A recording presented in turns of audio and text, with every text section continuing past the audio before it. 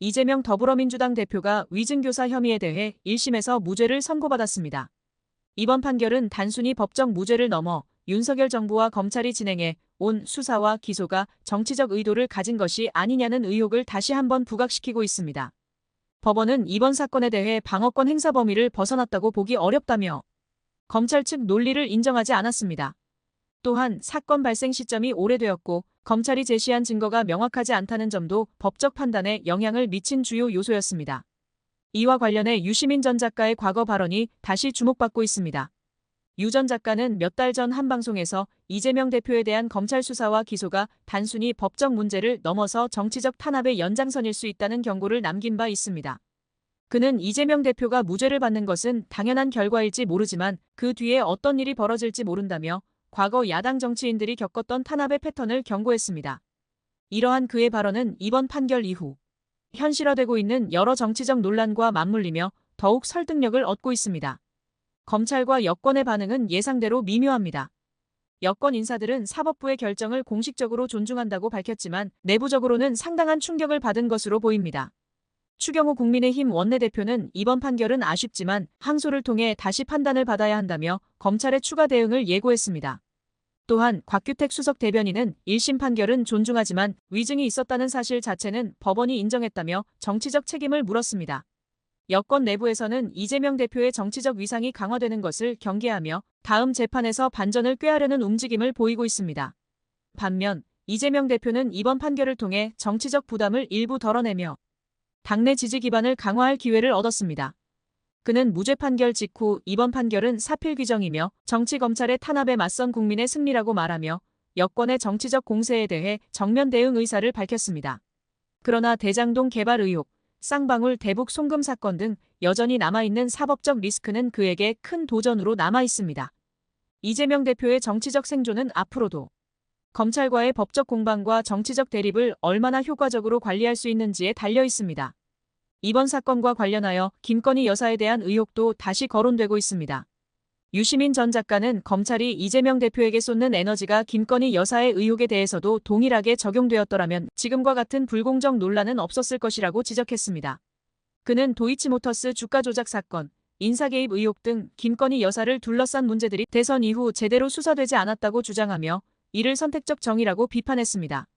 이러한 지적은 많은 시민들로부터 공감을 얻고 있으며 검찰이 정치적 중립성을 상실했다는 인식을 강화하고 있습니다. 한편 시민들의 반응은 다양합니다. 한 시민은 법원이 정치적 영향을 받지 않고 공정하게 판결을 내린 것 같아 다행입니다. 검찰도 앞으로는 객관적이고 공정한 태도를 보여야 합니다라고 말했습니다. 또 다른 시민은 이재명 대표가 무죄 판결을 받은 만큼 이제는 여야가 싸움만 할 게 아니라 민생 문제에 집중해야 합니다라고 의견을 전했습니다. 그러나 일부 시민들은 정치인들이 법적 문제를 둘러싸고 끝없이 싸우는 동안 국민은 점점 힘들어지고 있다. 정치권은 서로 발목 잡기보다 협력을 해야 한다고 지적하며 양쪽 모두에 대한 불만을 드러냈습니다. 이번 사건은 대한민국 정치사와 사법체계에 중요한 메시지를 던졌습니다. 윤석열 정부와 검찰은 이번 판결로 인해 정치적 신뢰도에 큰 타격을 입었으며 선택적 정의라는 비판을 피하기 어려운 상황에 놓였습니다. 이재명 대표는 이번 판결로 정치적 입지를 강화했지만 남은 재판이 여전히 그의 발목을 잡을 가능성이 있습니다. 유시민 전 작가는 이러한 상황에 대해 결국 국민들이 자신의 판단을 내려야 할 시점이라며 지금의 정치적 혼란을 해결할 주체는 국민임을 강조했습니다. 결론적으로 이번 사건은 단순히 이재명 대표 한 사람의 법적 문제가 아니라 윤석열 정부의 권력 운영 방식과 사법부의 독립성 문제를 동시에 조명한 중요한 사례로 남게 될 것입니다. 앞으로의 정치적 전개와 재판 과정은 국민의 눈길을 계속 끌 것이며 한국 민주주의가 한 단계 더 성숙해질 수 있는 계기가 될지 아니면 또 다른 갈등의 시작이 될지는 지켜볼 문제입니다. 대통령 임기의 반환점을 앞둔 지금 정부에 대한 국민들의 실망과 분노가 극에 달하고 있습니다. 최근 발표된 여론조사 결과는 충격적입니다. 대통령 지지율이 취임 이후 최저치인 22%를 기록했고 부정평가는 67%에 달했습니다. 특히 보수의 텃밭이라 불리는 대구 경북 지역에서조차 부정평가가 56%를 넘어서며 전국 모든 지역에서 과반이 넘는 부정평가가 나온 것은 정권 출범 이후 처음입니다. 더욱 심각한 것은 대통령 부인 김건희 여사의 대외 활동 중단을 요구하는 국민이 73%에 이른다는 점입니다. 이는 진보와 보수를 막론하고 전 국민이 한 목소리를 내고 있다는 증거입니다. 하지만 청와대는 이러한 민심을 외면한 채 오히려 역행하는 모습을 보이고 있습니다. 13일 만에 공식 석상의 모습을 드러낸 김건희 여사는 폴란드 대통령 환영식에 참석했습니다. 특히 쇄신 요청을 받았던 이기정 의전 비서관의 안내를 받으며 등장한 모습은 국민들의 공분을 사기에 충분했습니다. 대통령실은 김건희 여사가 공식 활동을 자제하고 있다고 밝혔으나 G20 정상회의 등 해외 순방에는 반드시 참여하겠다는 모순된 입장을 고수하고 있습니다. 최근 밝혀진 양평 고속도로 의혹은 이 정권의 실체를 여실히 보여주는 사례입니다. 국정감사에서 이소영 의원이 제기한 의혹에 따르면 고속도로 종점이 2차례나 변경되었는데 두 번째 변경 시 대통령 처가 땅 쪽으로 옮겨졌다는 것입니다. 이 과정에서 드러난 정황들은 충격적입니다. 해당 땅에서는 흑염소와 칠면조를 키우고 있었고 심지어 양봉까지 하고 있었습니다. 주목할 점은 이 세 가지 모두가 토지보상법 시행규칙에서 정한 보상 대상이라는 사실입니다. 전문가들은 이것이 우연의 일치라고 보기 어렵다고 지적합니다. 보상금을 극대화하기 위한 치밀한 준비였다는 의혹이 제기되는 이유입니다. 더욱 충격적인 것은 대통령 장모 최은순 씨의 과거 행적입니다. 지난 20여 년간의 토지 거래를 분석한 결과 놀라운 패턴이 발견되었습니다. 2001년 충남 아산시 배방읍 장제리 일대 토지를 매입한 후 불과 1년 만에 철도청에 수용된 사실이 확인되었습니다. 2004년에는 같은 지역의 다른 땅이 LH에 수용되어 무려 135억 원의 보상금을 받았습니다. 양평에서도 유사한 사례가 발견되었습니다. 최은순 씨는 2003년 임야를 대지로 지목 변경하고 이듬해 필지를 분할한 후 2005년 국토부에 수용되어 거액의 보상금을 받았습니다. 부동산 전문가들은 이러한 일련의 과정이 우연이라고 보기 어렵다고 입을 모읍니다. 특히 주목할 만한 점은 최은순 씨가 과거 국세청이 발표한 부동산 투기자 명단에 이름을 올린 적이 있다는 사실입니다. 이는 단순한 우연이나 일회성 사건이 아니라 오랜 기간 지속된 체계적인 행태였음을 시사합니다. 이러한 의혹들에 대한 정부와 여당의 대응은 매우 미흡합니다. 국토부 장관은 국정감사에서 보상금이 큰 돈도 아닐 텐데 설마 그 보상금 받으려고 종점을 변경했겠느냐며 의혹을 일축했지만 이는 오히려 국민들의 공분을 샀습니다. 최근에는 대통령의 발언도 논란이 되고 있습니다. 아무것도 먹지도 못하고 누워있으니 사람 불편하게 하지 말라는 발언은 국민들의 분노를 더욱 키웠습니다. 이는 국민의 목소리를 전혀 듣지 않겠다는 선언과 다름없다는 것이 전문가들의 분석입니다. 여기에 더해 북한에서까지 김건희 왕국, 현대판 민영이 같다는 비난이 나오고 있는 실정입니다. 대한민국의 국격이 심각하게 훼손되고 있다는 우려가 커지고 있습니다. 시민들의 반응은 매우 격앙되어 있습니다. 서울시민 김모 씨는 이런 식이면 나라가 제대로 돌아갈 리가 없다며 분노했고 대구의 박모 씨는 보수를 지지했던 사람으로서 너무나 부끄럽다고 말했습니다. 부산의 정모 씨는 이제는 정말 희망이 보이지 않는다며 한숨을 내쉬었습니다. 광주의 이모 씨는 이게 민주공화국인가, 왕조시대인가라며 강한 불만을 표시했습니다. 더욱 상징적인 것은 대통령실의 변화입니다.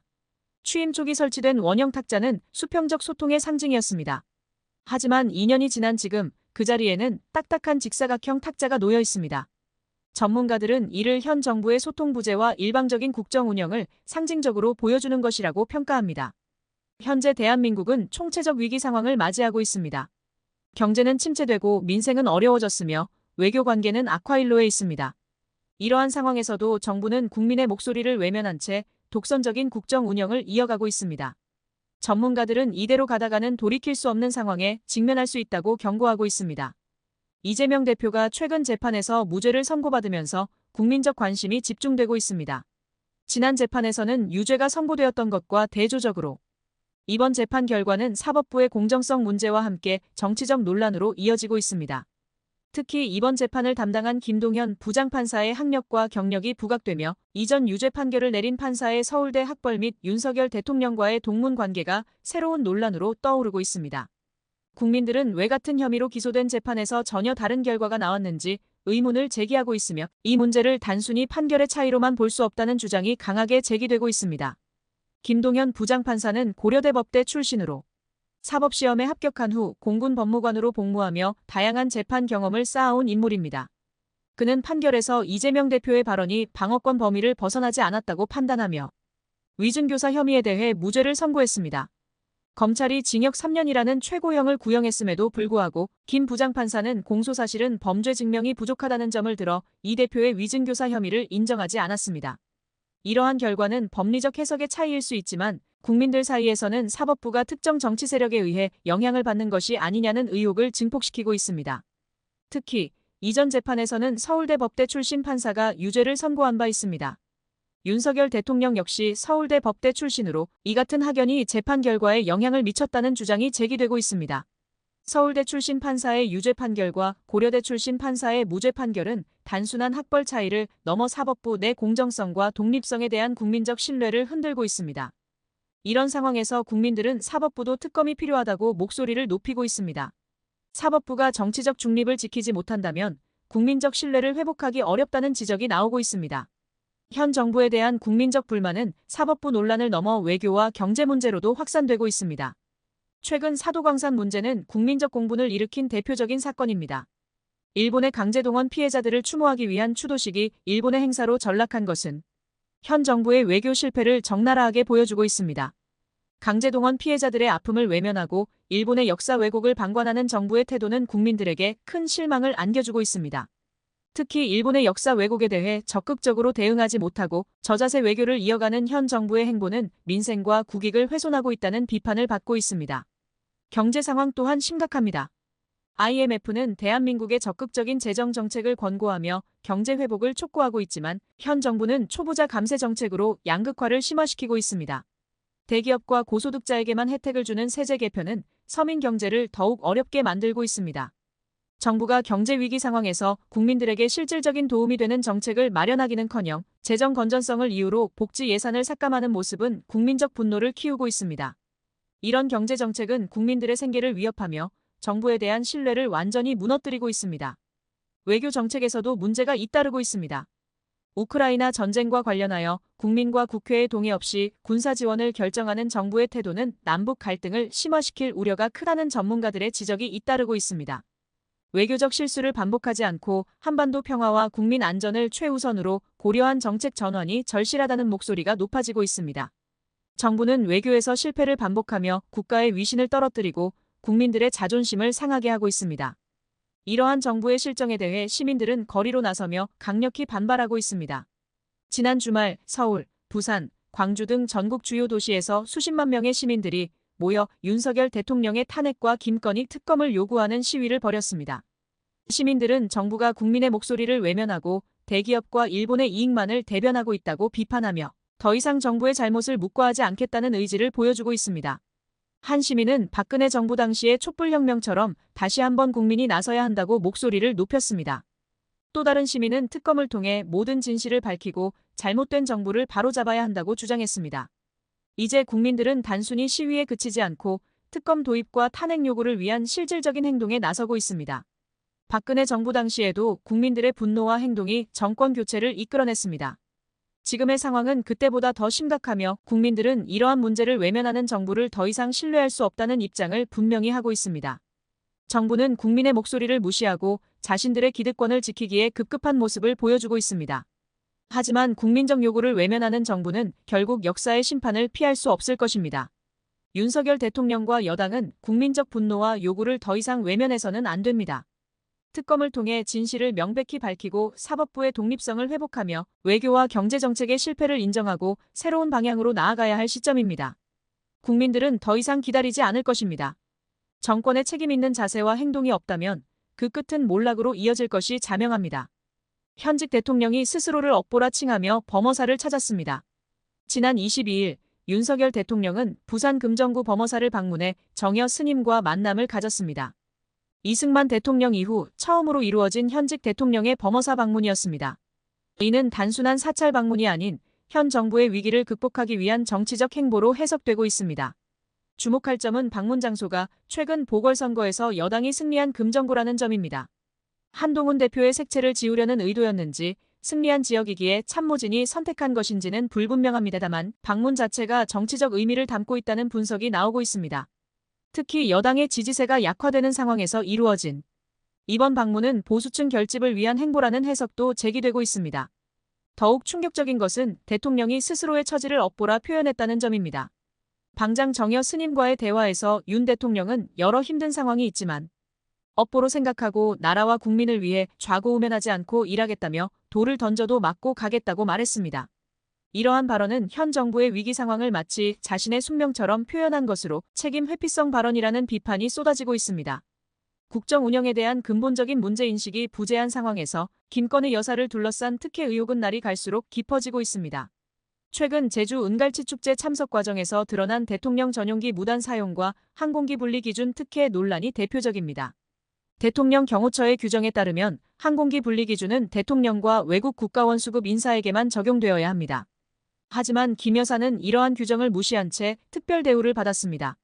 더욱 문제가 되는 것은 이러한 특혜가 일회성이 아니라는 점입니다.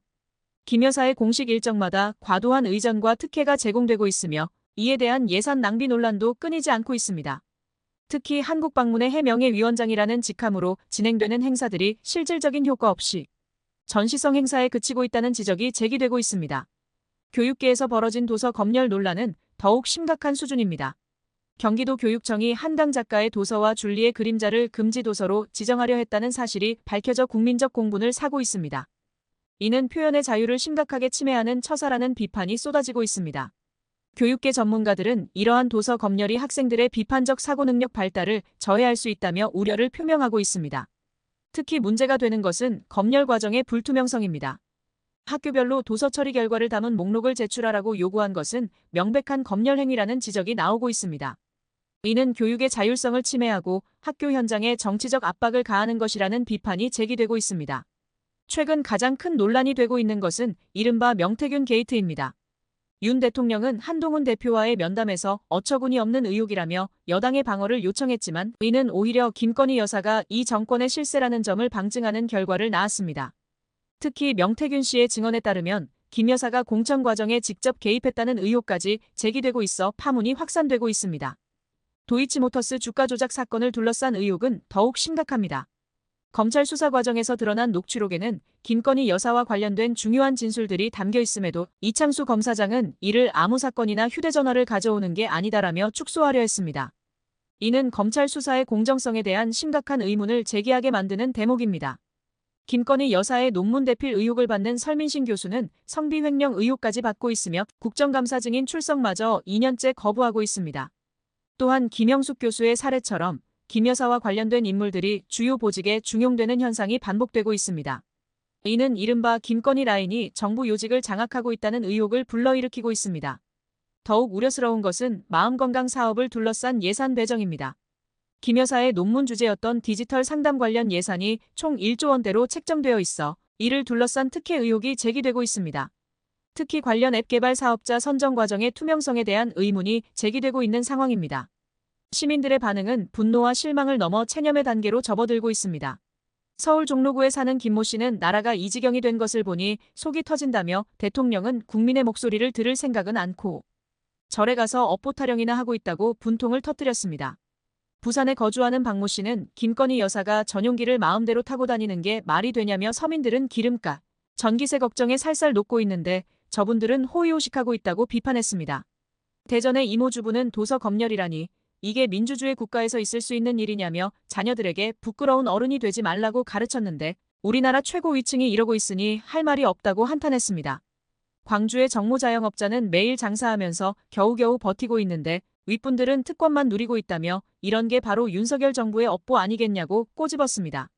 인천의 최모 회사원은 검찰이 수사를 제대로 안 하는 것도 모자라 오히려 은폐하려 든다며 이러니 국민들이 정부를 어떻게 믿겠느냐고 목소리를 높였습니다. 이러한 상황에서 검찰은 공정한 수사를 위한 특검 도입을 거부하고 있습니다.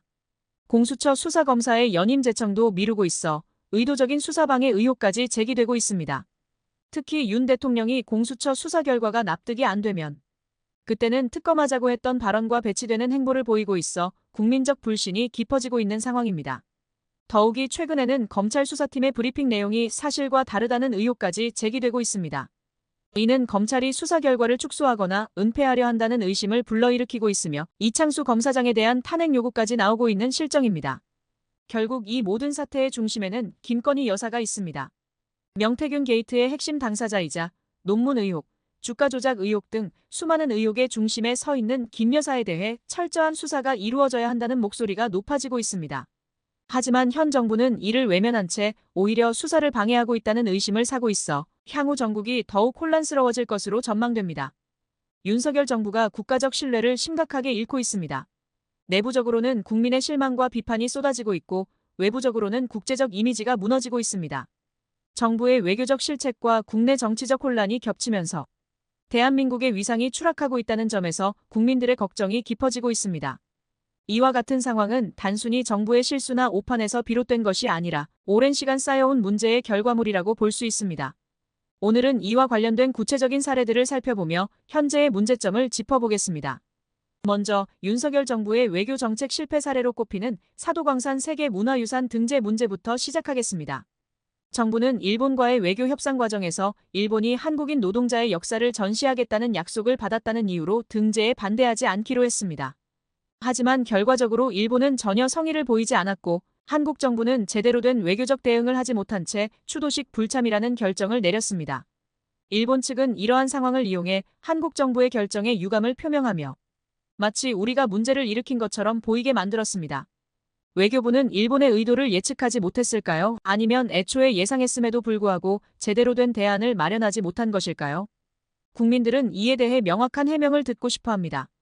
이와 더불어 일본 외무성 관계자가 과거 야스쿠니 신사를 참배한 전력이 있다는 사실이 밝혀지면서 국민들의 분노는 더욱 커졌습니다. 정부는 이를 사전에 확인하고 대응할 충분한 시간이 있었음에도 불구하고 이러한 상황을 초래했습니다. 전문가들은 이번 사태를 단순한 외교적 실수로 보기 어렵다고 말합니다. 오히려 이러한 일이 반복되면서 정부의 외교적 무능이 구조적으로 고착화된 것은 아닌지 의심된다는 목소리도 나오고 있습니다. 특히 윤석열 대통령이 일본에 대해 지나치게 유화적인 태도를 보이는 이유에 대해 의문을 제기하는 이들도 많습니다. 일부에서는 정부가 일본에 외교적으로 종속되는 상황을 방치하고 있다는 비판도 나오고 있습니다. 다음으로 국내 정치적 논란을 짚어보겠습니다. 최근 이재명 더불어민주당 대표가 위증교사 혐의에 대해 무죄를 선고받은 사건이 있었습니다. 재판부는 검찰이 제시한 증거만으로는 이재명 대표의 위증교사 혐의를 입증하기 어렵다고 판단했습니다. 이 사건은 윤석열 정부와 검찰이 정치적 탄압을 위해 무리하게 기소를 진행했다는 비판으로 이어지고 있습니다. 특히 검찰의 행태가 정적 제거에 몰두하고 있다는 점에서 많은 국민들이 우려를 표하고 있습니다. 민주당 측은 이번 판결을 두고 검찰의 무리한 기소가 명백히 드러났다고 평가하며 윤석열 정부와 한동훈 법무부 장관이 이재명 대표를 겨냥한 정치적 탄압의 책임에서 자유로울 수 없다고 주장하고 있습니다. 이러한 상황에서 국민의힘과 대통령실은 어떤 태도를 취하고 있을까요? 한동훈 법무부 장관과 그의 가족 관련 논란도 여전히 국민들 사이에서 회자되고 있습니다. 국민의힘 내부에서도 이를 두고 서로 다른 입장들이 나오고 있으며 특히 당 내부 갈등이 더욱 심화되는 모습입니다. 한동훈 장관의 이름으로 작성된 인터넷 게시물의 내용과 관련해 당내 조사가 진행되었지만 그 결과가 국민들의 신뢰를 얻는 데 실패했다는 지적이 나옵니다. 국민들은 이러한 논란에 대해 정부가 보다 투명하고 책임 있는 태도로 대응할 것을 요구하고 있습니다. 한편 윤석열 대통령의 주변에서 권력을 남용한 정황도 여러 차례 언론을 통해 보도되었습니다. 대통령실과 김건희 여사와 관련된 녹취록과 제보 내용은 그 심각성을 더욱 부각시키고 있습니다. 특히 인사 개입과 권력 남용 의혹은 이번 정부의 신뢰를 더욱 떨어뜨리는 주요 원인으로 지적됩니다. 과연 이러한 의혹들에 대해 정부는 어떤 입장을 내놓을까요? 현재까지의 대응을 보면 명확한 해명보다는 회피와 부정에 초점이 맞춰져 있다는 평가가 많습니다. 시민들은 이번 사태를 어떻게 바라보고 있을까요? 거리에서 만난 50대 남성 김모 씨는 정부가 이렇게까지 국민의 목소리를 무시하고 자신들만의 권력을 휘두르려는 모습은 정말 실망스럽습니다. 일본과의 외교 문제만 봐도 국민의 자존심을 짓밟는 것 같아 화가 납니다라고 말했습니다. 또 다른 시민 박모 씨는 이재명 대표 사건을 보면 검찰이 너무 정치적이라는 생각이 듭니다. 왜 이렇게까지 상대방을 깎아내리려고만 하는지 모르겠습니다라고 비판했습니다. 한편 60대 여성 이모 씨는 김건희 여사와 관련된 문제들이 계속 나오는데 왜 대통령실에서는 아무런 해명을 하지 않는 건가요? 국민들이 이런 상황을 얼마나 더 참아야 하나요? 라고 말하며 분노를 감추지 못했습니다. 결론적으로 윤석열 정부는 국민적 신뢰를 되찾기 위해 외교와 내치를 포함한 전반적인 국정 운영 방식을 재검토해야 합니다. 지금처럼 문제를 부정하거나 회피하는 태도로는 더 큰 위기를 초래할 뿐입니다. 국민들이 정부에 원하는 것은 투명성과 책임감입니다. 윤석열 대통령과 정부는 이를 깨닫고 진지하게 대처해야 할 시점입니다. 대통령실과 여당 사이에서 벌어진 충격적인 대화 내용이 공개되면서 전국이 요동치고 있습니다. 특히 윤석열 대통령과 한동훈 전 법무부 장관의 대화에서 드러난 명태균 관련 발언은 현 정부의 위기를 더욱 깊어지게 만들었습니다.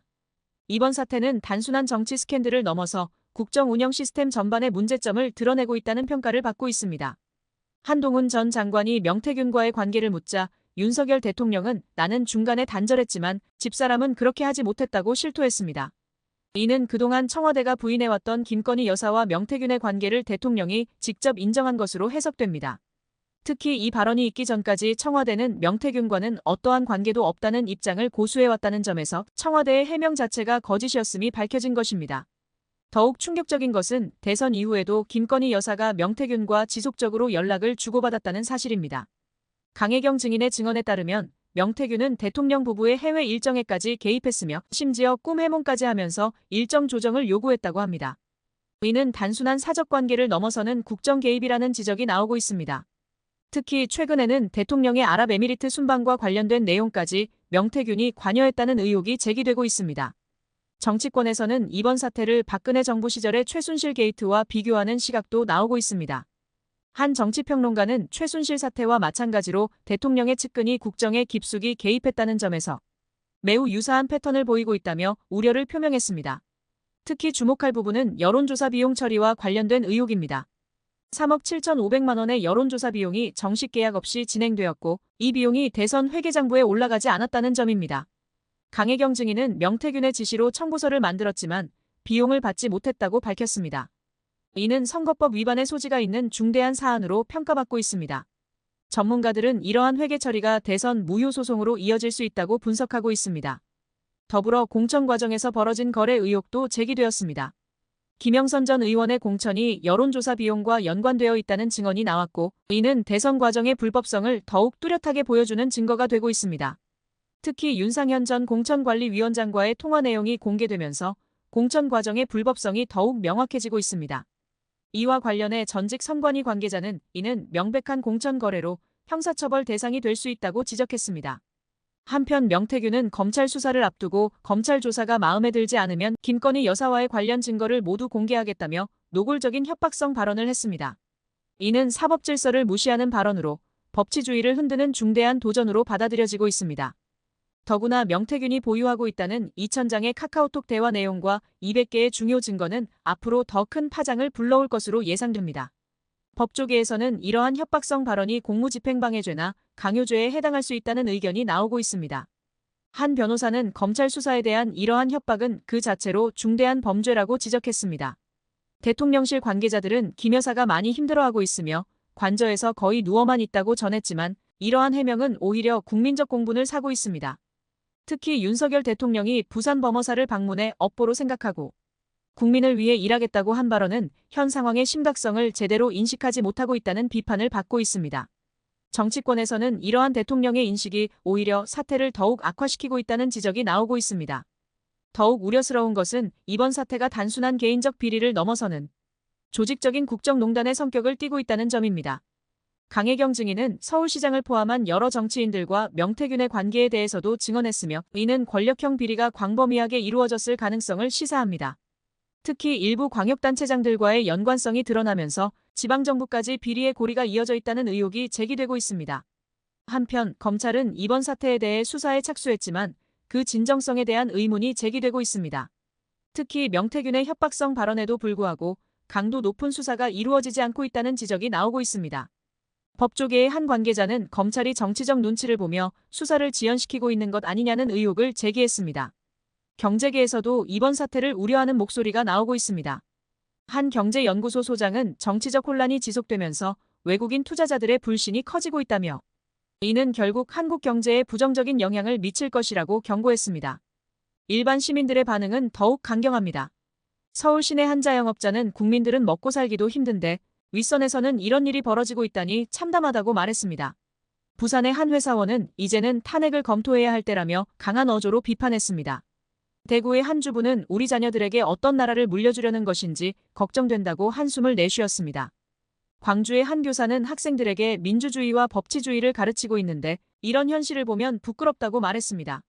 시민단체들도 연일 성명을 발표하며 특검 도입을 촉구하고 있습니다.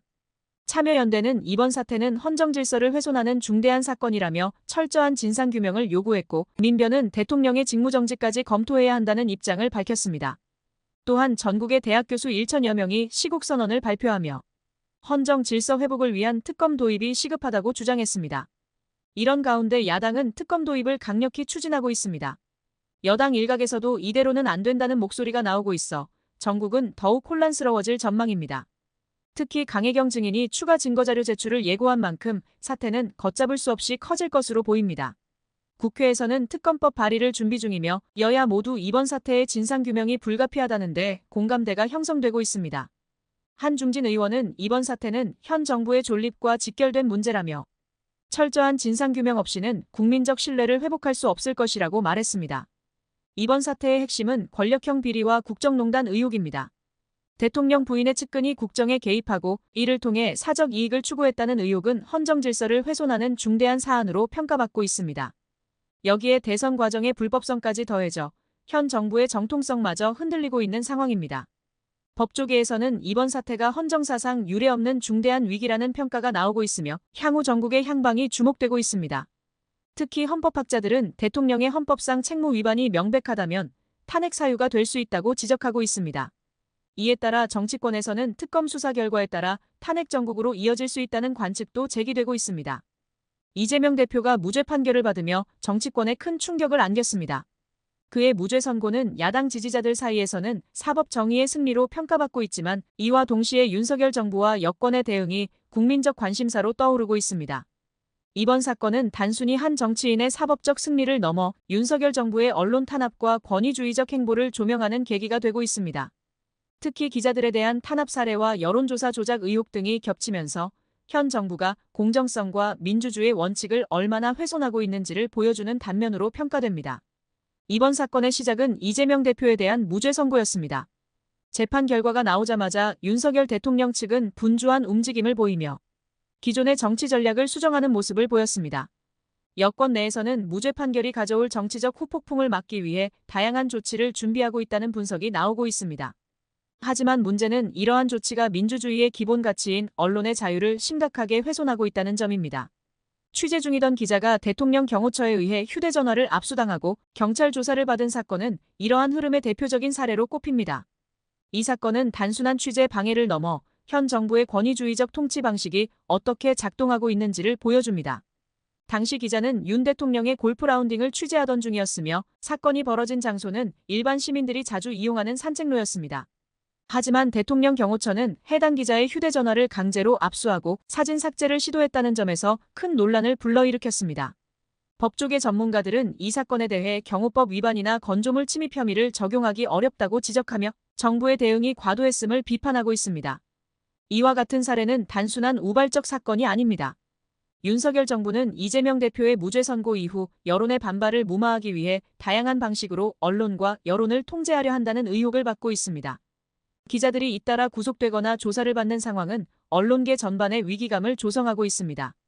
특히 특정 언론사 기자들을 대상으로 한 표적 수사 의혹이 제기되면서 많은 국민이 언론의 자유가 심각하게 위협받고 있다고 우려하고 있습니다.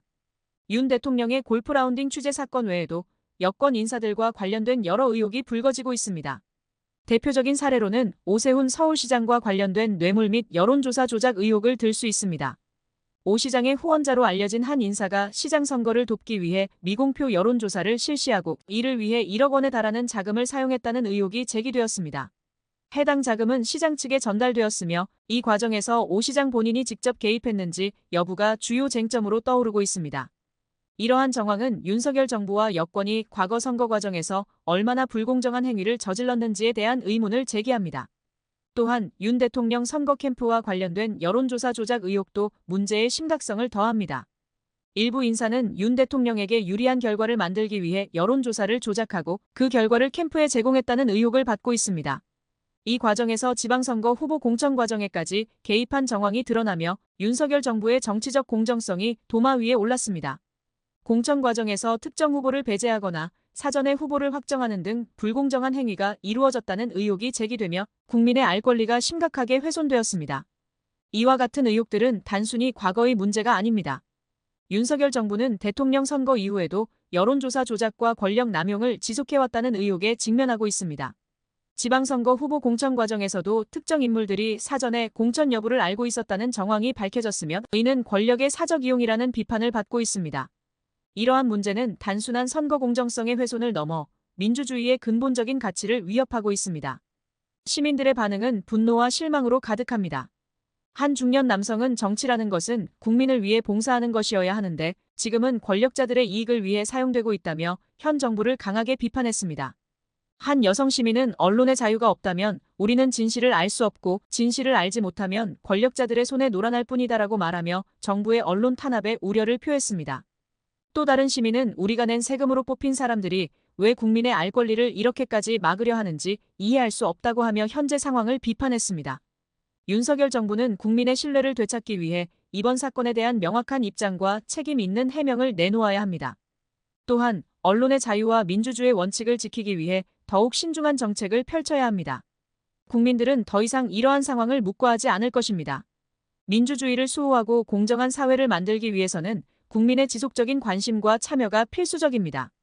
대통령과 여당 대표의 81분간 면담이 결국 파국으로 치달았습니다. 한동훈 국민의힘 대표가 제시한 3가지 요구안을 윤석열 대통령이 전면 거부하면서 여당 내부의 갈등이 최고조에 달했습니다. 이번 사태는 단순한 정치적 갈등을 넘어 정권의 존립마저 위협하는 중대한 위기로 번지고 있습니다. 윤석열 대통령은 부산 범어사를 방문한 자리에서 업보라 생각하고 돌을 던져도 맞고 가겠다는 강경 발언을 이어갔습니다.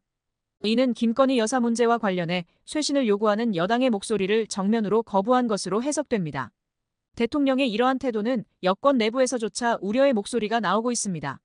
특히 주목할 점은 대통령과 여당 대표의 만남 자체가 이례적이었다는 것입니다. 이전 여야 대표들과의 회동에서 보여준 격식과는 달리 한동훈 대표와의 만남은 태극기도 대통령실 봉안기도 없는 초라한 공간에서 이루어졌습니다. 더구나 대통령은 정진석 비서실장을 한동훈 대표 옆자리에 배석시키는 등 여당 대표를 경시하는 모습을 보였습니다. 김건희 여사 관련 의혹에 대한 검찰 수사도 큰 논란이 되고 있습니다. 23억 원대 주가 조작 사건에서 다른 공범들은 수익을 내지 못했지만 김건희 여사와 그 모친은 상당한 수익을 올린 것으로 드러났습니다. 하지만 검찰은 휴대전화나 주거지 압수수색도 하지 않은 채 수사를 종결했습니다.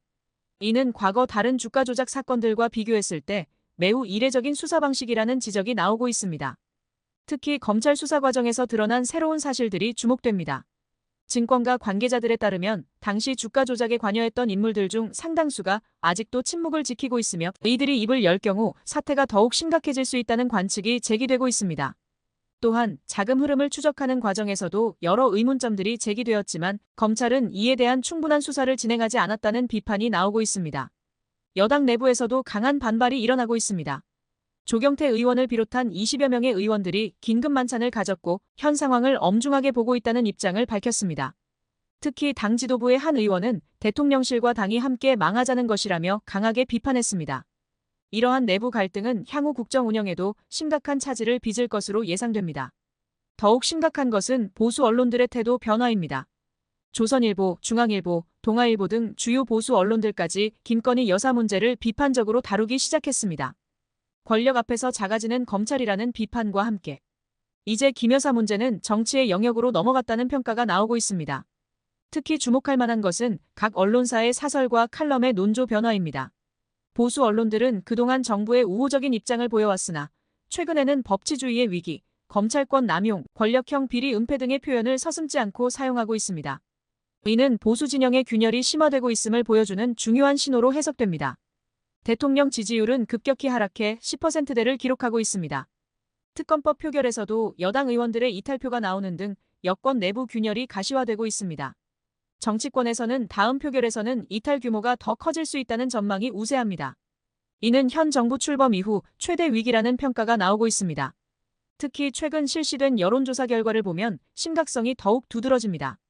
20대부터 60대 이상까지 전 연령층에서 지지율이 하락했으며 특히 정부의 핵심 지지 기반이었던 50대와 60대에서조차 지지율이 급감한 것으로 나타났습니다.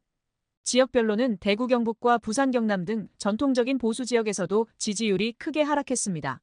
시민들의 반응은 더욱 격앙되어 있습니다. 서울시청 앞에서 만난 김모 씨는 민심이 이렇게 악화됐는데도 청와대는 아무 변화가 없다며 분노했고, 대구의 박모 씨는 보수를 지지해왔지만 이번만큼은 실망스럽다고 말했습니다. 부산의 한 자영업자는 서민들은 다들 힘든데 권력자들만 잘 사는 것 같다며 불만을 토로했습니다. 대전의 이모 씨는 검찰이 이렇게 한쪽으로 치우친 수사를 한다는 게 믿기지 않는다며 한숨을 쉬었습니다. 특히 주부들의 반응이 거셉니다. 서울 강남의 최모 씨는 같은 여자로서 부끄럽다고 말했고, 인천의 주부 박모 씨는 검찰 수사가 제대로 이루어지지 않은 것 같다며 분노했습니다. 광주의 한 주부는 자녀들에게 이런 모습을 보여주기가 부끄럽다고 말했습니다. 전국 각지에서 시민단체들의 항해 집회도 이어지고 있습니다. 대한민국진보연대는 검찰이 제 역할을 하지 못하고 있다며 특별검사 도입을 촉구했고, 시민사회단체 연대회의는 권력 앞에 무력화된 사법정의를 비판하는 성명을 발표했습니다. 법조계에서도 우려의 목소리가 나오고 있습니다. 대한변호사협회는 검찰의 수사 방식이 형평성에 어긋난다는 입장을 발표했으며, 전직 대법관들도 법치주의의 근간이 흔들리고 있다며 우려를 표명했습니다. 이런 가운데 윤석열 대통령은 누가 어떤 잘못을 했고 무엇이 문제인지 적어서 알려주면 판단하겠다며 기존 입장을 고수했습니다. 김건희 여사의 의혹 해명과 관련해서도 구체적인 의혹을 가져오라며 방어적인 태도로 일관했습니다. 이러한 대통령의 태도는 오히려 국민적 공분을 더욱 키우고 있다는 분석입니다. 대통령실 관계자들은 이러한 상황이 일시적인 것이라며 진화에 나섰지만 오히려 역효과를 내고 있다는 평가입니다. 한 전직 청와대 수석은 이런 식의 대응은 오히려 사태를 더 악화시킬 수 있다며 우려를 표명했습니다. 정치권 관계자들은 이번 사태가 단순한 정쟁을 넘어 정권의 존립을 위협할 수 있는 중대한 고비가 될 것으로 전망하고 있습니다. 여당 내부에서는 더 이상 이대로는 안 된다는 목소리가 커지고 있으며, 야당은 특검법 재추진을 검토하고 있는 것으로 알려졌습니다. 한편 경제계에서도 우려의 목소리가 나오고 있습니다. 한 대기업 임원은 정치적 혼란이 경제에 미치는 영향이 걱정된다며 하루빨리 사태가 수습되어야 한다고 말했습니다. 중소기업 중앙회도 정치 불안이 경제 불안으로 이어질 수 있다며 우려를 표명했습니다. 정치권 일각에서는 이번 사태를 해결하기 위한 특단의 대책이 필요하다는 목소리가 나오고 있습니다. 여당 중진들을 중심으로 대통령실 인적 쇄신이 불가피하다는 의견이 제기되고 있으며, 일부에서는 김건희 여사의 역할 축소를 포함한 전면적인 개편을 요구하고 있습니다. 이재명 더불어민주당 대표가 위증교사 사건에서 무죄를 선고받았습니다. 서울중앙지방법원은 이 대표가 성남시장 시절 자신의 수행비서였던 김진성 씨에게 위증을 요구했다는 혐의에 대해 통상적인 증언 요청의 범위를 넘지 않는다며 무죄를 선고했습니다. 이는 지난 공직선거법 위반 사건 무죄 판결에 이은 두 번째 주요 법적 승리로 그 파장이 정치권과 사법부에 걸쳐 상당히 큰 영향을 미치고 있습니다. 이번 판결로 인해 사법부의 독립성에 대한 논의와 정치적 공방이 다시 한번 뜨거운 쟁점으로 떠올랐습니다. 검찰은 이번 사건에서 이재명 대표를 겨냥해 광범위한 수사와 기소를 진행해왔습니다. 위증교사 혐의를 입증하기 위해 다수의 증인을 소환하고 증거를 제출했지만 재판부는 검찰의 논리를 받아들이지 않았습니다. 법원은 김진성 씨에게 요청된 증언의 내용이 특별히 부당하거나 위법하지 않다며 이재명 대표의 무죄를 명확히 밝혔습니다. 이는 사법부가 정치적 논란과 압박 속에서도 독립적인 판단을 내렸다는 점에서 큰 의미가 있습니다. 이번 판결은 단순히 이재명 대표 개인의 법적 문제를 넘어서 검찰의 수사 관행과 정치적 중립성에 대한 의문을 다시금 불러일으켰습니다. 검찰이 정치적 목적을 위해 무리하게 수사를 진행하고 있다는 비판은 오래전부터 제기되어 왔습니다. 과거 박근혜 정부 시절에도 검찰은 권력을 동원해 정적을 탄압한다는 논란에 휩싸였으며, 현재 윤석열 정부 하에서도 이러한 문제는 여전히 반복되고 있다는 지적이 많습니다. 특히 이번 사건에서 검찰이 걸릴 때까지 모든 것을 뒤져보는 방식으로 수사를 진행했다는 비판이 나오며 검찰 개혁의 필요성이 다시 한번 대두되고 있습니다. 정치권 역시 이번 판결로 인해 큰 혼란을 겪고 있습니다. 더불어민주당은 이 판결을 환영하며 이재명 대표는 무고하게 탄압받아왔으며 이제 국민의 지지를 받아 다시 한번 민주주의를 지켜야 한다고 강조했습니다. 민주당 내에서는 이 대표의 정치적 입지가 강화될 것이라는 전망도 나오고 있습니다. 반면 국민의힘은 사법부의 판단에 아쉬움을 표하며 이번 판결은 사법부가 정치적 압박에 굴복한 결과라는 주장을 펼쳤습니다. 한동훈 법무부 장관은 위증을 한 사람만 유죄고 위증 교사자는 무죄라는 논리를 납득하기 어렵다며 검찰 입장을 옹호했지만 여론은 이에 동의하지 않는 분위기입니다. 특히 이번 판결은 윤석열 대통령과 김건희 여사에 대한 의혹과 연결되며 국민적 논란을 더욱 키우고 있습니다. 김건희 여사가 대통령 취임식 초청 명단에서 약 700명에 달하는 인물들을 개인적으로 초대했으며 이들 중 일부는 공천 개입과 주가 조작 등 각종 범죄 혐의와 관련된 인물들이라는 사실이 드러났습니다. 윤석열 대통령 명의로 초대된 600명을 넘는 규모였다는 점에서 김 여사가 윤 대통령보다 더 큰 영향력을 행사하고 있다는 비판이 제기되고 있습니다. 관저 불법 공사 의혹, 여론 조작과 관련된 명단의 인물들, 그리고 김 여사의 전반적인 정치적 행보는 윤 대통령의 정권 정당성에 큰 타격을 주고 있습니다. 시민들 사이에서는 이번 판결과 관련한 다양한 반응이 나오고 있습니다. 서울 서초동 법원 앞에서는 이재명 대표의 무죄 판결 소식에 환호성이 터져나왔습니다. 한 시민은 이제야 사법부가 정의를 바로 세웠다며 기쁨을 표현했습니다. 그러나 다른 한편에서는 검찰이 이렇게 무리하게 수사를 끌고 간 이유가 무엇인지 밝혀야 한다며 분노를 표출하는 목소리도 들렸습니다. 국민들은 정치적 탄압이 반복되는 상황에 대해 지쳤다는 반응을 보이며 사법부가 독립성을 지켜야 한다는 요구를 강하게 제기하고 있습니다. 특히 윤석열 정부와 관련된 의혹들이 점점 더 드러나면서 정부에 대한 국민적 신뢰가 점차 약화되고 있다는 분석도 나오고 있습니다. 반면 보수 성향의 일부 시민들은 이번 판결에 대해 다른 견해를 보였습니다. 한 시민은 이재명 대표가 무죄를 받았다고 해서 모든 혐의가 사라지는 것은 아니다라며 여전히 검찰의 입장을 지지했습니다. 또 다른 보수층에서는 사법부가 정치적 판단을 한 것이 아니냐며 사법부의 독립성에 대한 의문을 제기하기도 했습니다. 이처럼 여론은 극명히 갈리고 있으며 이번 사건이 대한민국 사회에 던진 파장은 당분간 지속될 것으로 보입니다. 이번 사건은 단순히 이재명 대표 개인의 승리가 아니라 대한민국 민주주의와 사법부 독립성의 미래를 가늠하는 중요한 시험대가 되고 있습니다. 국민들은 정치권의 갈등 속에서도 사법부가 공정하고 독립적인 판단을 내리길 기대하고 있습니다. 또한 윤석열 정부와 검찰이 권력을 남용하지 않고 국민을 위해 봉사하길 요구하고 있습니다. 정치적 대립과 갈등이 아닌 국민을 위한 정치와 정책이 무엇인지에 대한 진지한 고민이 필요한 시점입니다. 대통령 임기의 반환점을 앞둔 지금 정부에 대한 국민들의 실망과 분노가 극에 달하고 있습니다. 최근 발표된 여론조사 결과는 충격적입니다. 대통령 지지율이 취임 이후 최저치인 22%를 기록했고 부정평가는 67%에 달했습니다. 특히 보수의 텃밭이라 불리는 대구 경북 지역에서조차 부정평가가 56%를 넘어서며 전국 모든 지역에서 과반이 넘는 부정평가가 나온 것은 정권 출범 이후 처음입니다. 더욱 심각한 것은 대통령 부인 김건희 여사의 대외 활동 중단을 요구하는 국민이 73%에 이른다는 점입니다. 이는 진보와 보수를 막론하고 전 국민이 한 목소리를 내고 있다는 증거입니다. 하지만 청와대는 이러한 민심을 외면한 채 오히려 역행하는 모습을 보이고 있습니다. 13일 만에 공식 석상의 모습을 드러낸 김건희 여사는 폴란드 대통령 환영식에 참석했습니다. 특히 쇄신 요청을 받았던 이기정 의전 비서관의 안내를 받으며 등장한 모습은 국민들의 공분을 사기에 충분했습니다. 대통령실은 김건희 여사가 공식 활동을 자제하고 있다고 밝혔으나 G20 정상회의 등 해외 순방에는 반드시 참여하겠다는 모순된 입장을 고수하고 있습니다. 최근 밝혀진 양평 고속도로 의혹은 이 정권의 실체를 여실히 보여주는 사례입니다. 국정감사에서 이소영 의원이 제기한 의혹에 따르면 고속도로 종점이 2차례나 변경되었는데 두 번째 변경 시 대통령 처가 땅 쪽으로 옮겨졌다는 것입니다. 이 과정에서 드러난 정황들은 충격적입니다. 해당 땅에서는 흑염소와 칠면조를 키우고 있었고 심지어 양봉까지 하고 있었습니다. 주목할 점은 이 세 가지 모두가 토지보상법 시행규칙에서 정한 보상 대상이라는 사실입니다. 전문가들은 이것이 우연의 일치라고 보기 어렵다고 지적합니다. 보상금을 극대화하기 위한 치밀한 준비였다는 의혹이 제기되는 이유입니다. 더욱 충격적인 것은 대통령 장모 최은순 씨의 과거 행적입니다. 지난 20여 년간의 토지 거래를 분석한 결과 놀라운 패턴이 발견되었습니다. 2001년 충남 아산시 배방읍 장제리 일대 토지를 매입한 후 불과 1년 만에 철도청에 수용된 사실이 확인되었습니다. 2004년에는 같은 지역의 다른 땅이 LH에 수용되어 무려 135억 원의 보상금을 받았습니다. 양평에서도 유사한 사례가 발견되었습니다. 최은순 씨는 2003년 임야를 대지로 지목 변경하고 이듬해 필지를 분할한 후 2005년 국토부에 수용되어 거액의 보상금을 받았습니다. 부동산 전문가들은 이러한 일련의 과정이 우연이라고 보기 어렵다고 입을 모읍니다. 특히 주목할 만한 점은 최은순 씨가 과거 국세청이 발표한 부동산 투기자 명단에 이름을 올린 적이 있다는 사실입니다. 이는 단순한 우연이나 일회성 사건이 아니라 오랜 기간 지속된 체계적인 행태였음을 시사합니다. 이러한 의혹들에 대한 정부와 여당의 대응은 매우 미흡합니다.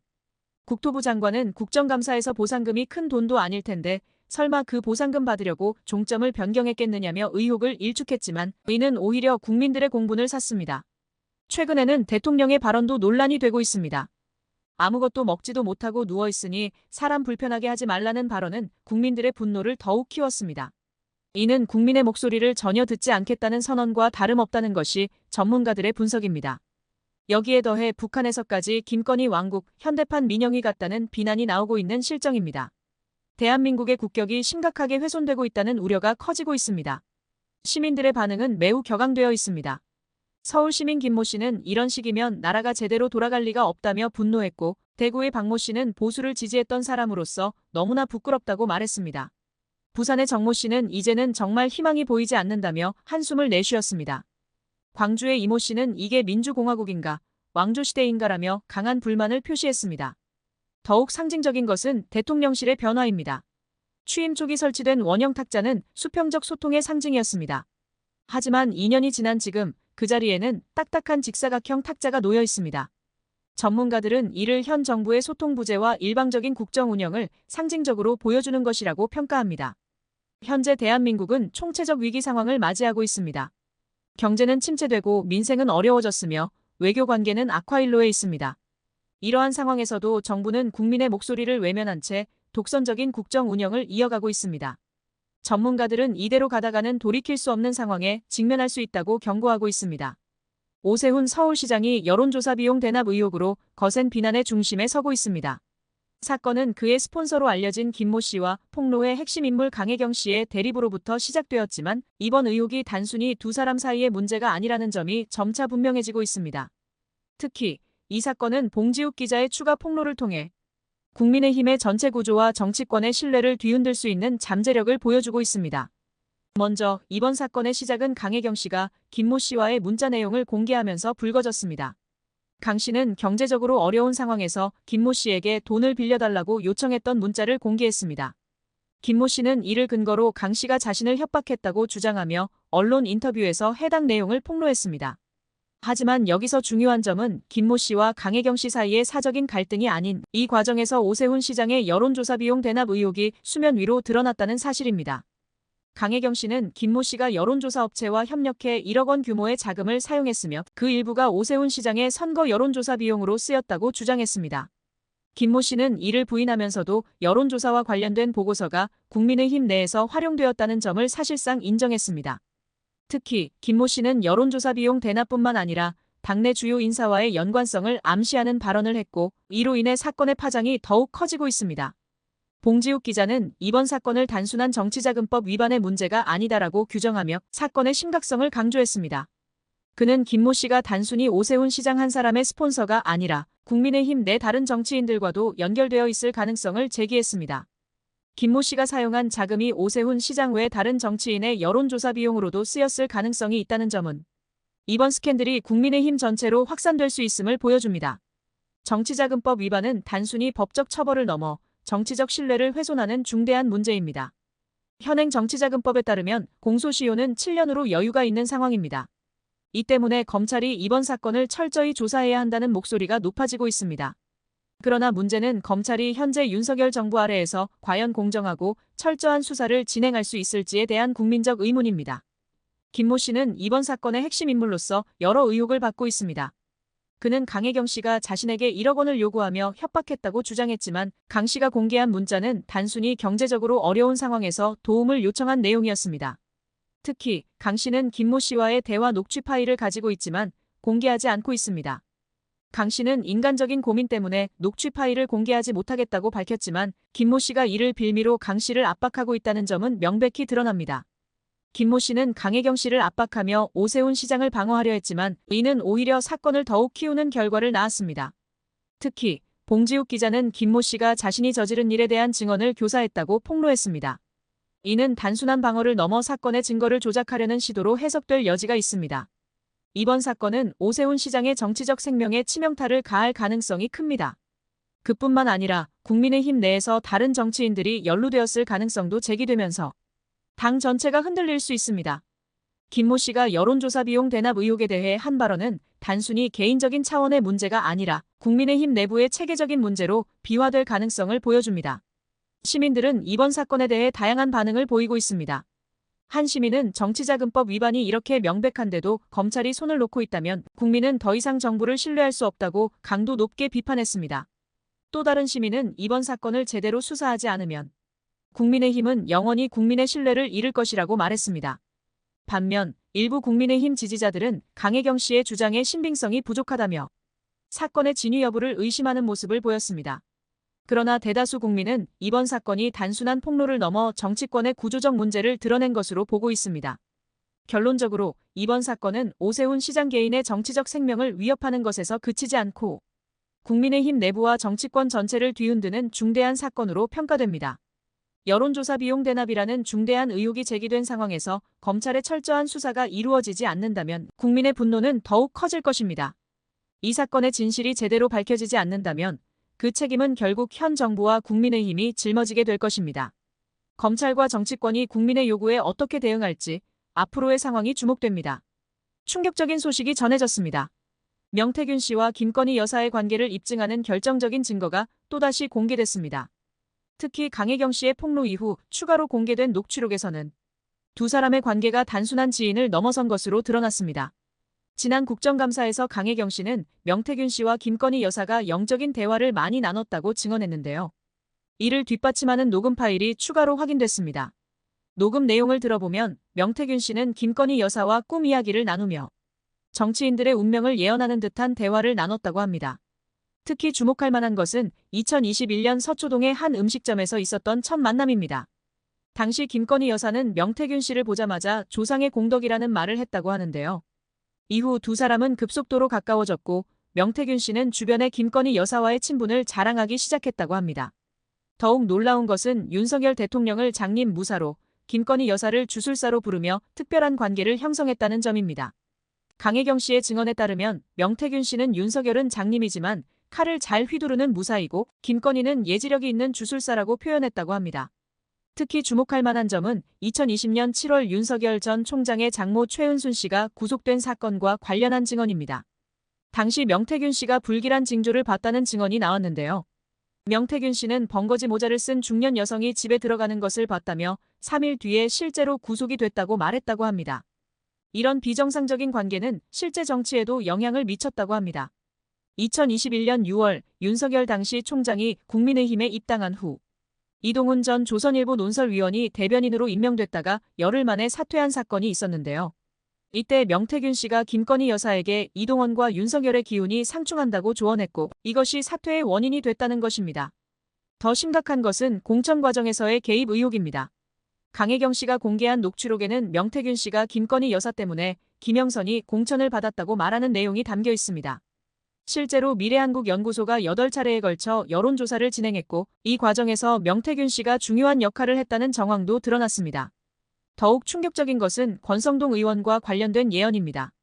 명태균 씨는 권성동, 장제원, 윤한홍이 총장님을 펄펄 끓는 솥에 삶아먹는 꿈이라고 해석했다고 하는데요. 실제로 얼마 지나지 않아 권성동 의원의 성추행 의혹이 불거졌다고 합니다. 인수위 시절의 의혹도 제기됐습니다. 당시 김건희 여사가 명태균 씨에게 인수위 구성원들의 관상을 봐달라고 요청했다는 제보가 있었는데요.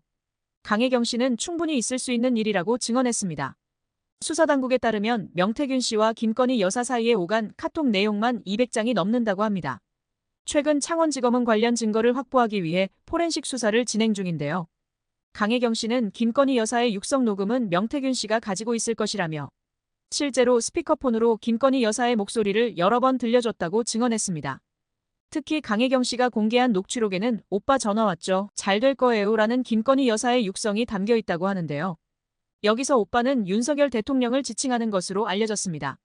이에 대한 시민들의 반응은 매우 격앙됐습니다.